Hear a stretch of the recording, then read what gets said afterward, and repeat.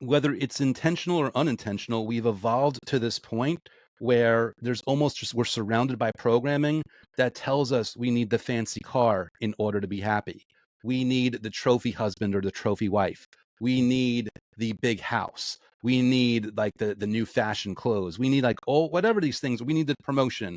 We need credibility. Whatever these things might be. We're constantly chasing something, and then when we get it, we realize we're just chasing something after something else, and there's never space of actual legitimate happiness and fulfillment within that, or there's rarely any space.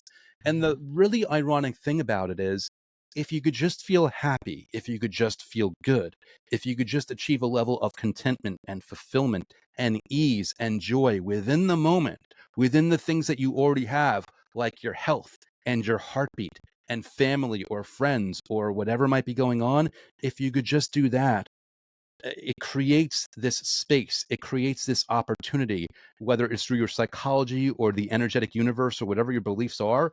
It creates the vehicle by which you could more easily get those things like the car and the house and the promotion.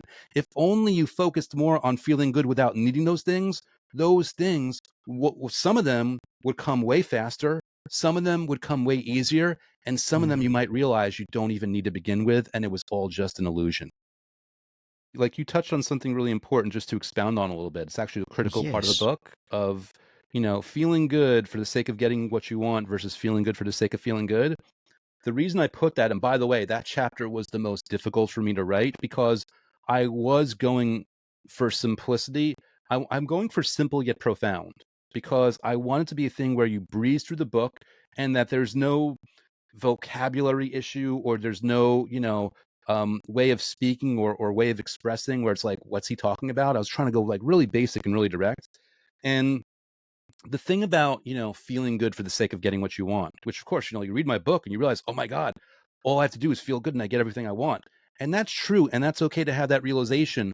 But there's a subtle little trick that people that misuse it, where they go from just knowing that it works that way to actually gritting their teeth and like Mhm. trying to force good feelings in with this Yeah. hyper awareness that they don't have the thing yet. Meaning, this focus on feeling good that they think that they're actually doing successfully, all they're really doing is reaffirming psychologically or energetically or whatever your beliefs are. They are reaffirming and enforcing the reality that they don't have that thing. Meaning they're Mhm. going in the exact opposite direction that they intended, which is why I said, rather than gritting your teeth and trying to force or shoehorn this new reality, Mhm. just feel good for the sake of feeling good, because you're going to get a win in that moment, because then you're actually enjoying your life. And then those things don't even worry about those things. They will come, and they will come in really creative, really unbelievable fun ways. But you just get in the moment, get like push that aside. Like, okay, Andrew says this works, and I kind of get it, I kind of agree. Now that I have that realization, let me just accept that that's true. Let me relax. Let me take my foot off the gas. Let me Mhm. breathe. Let me take it in and let me just enjoy this moment. Let me just sit and hear or feel my heartbeat and appreciate that. Let me think about, even that paycheck I want to be way higher. Let me appreciate the paycheck I have right now and the things I've bought.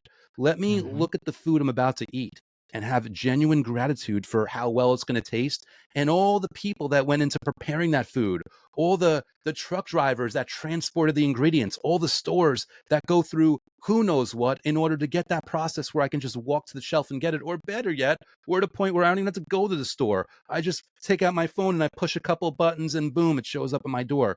Let's enjoy that and appreciate that.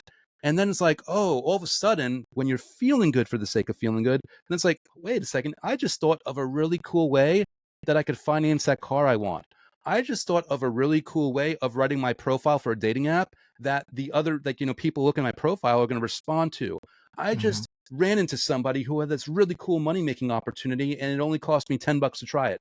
Like, these kinds of things unfold. There's no way of explaining it. There's no way that you could orchestrate it on your own, but it is orchestrated for you and then within cooperation of you when you engage in this process.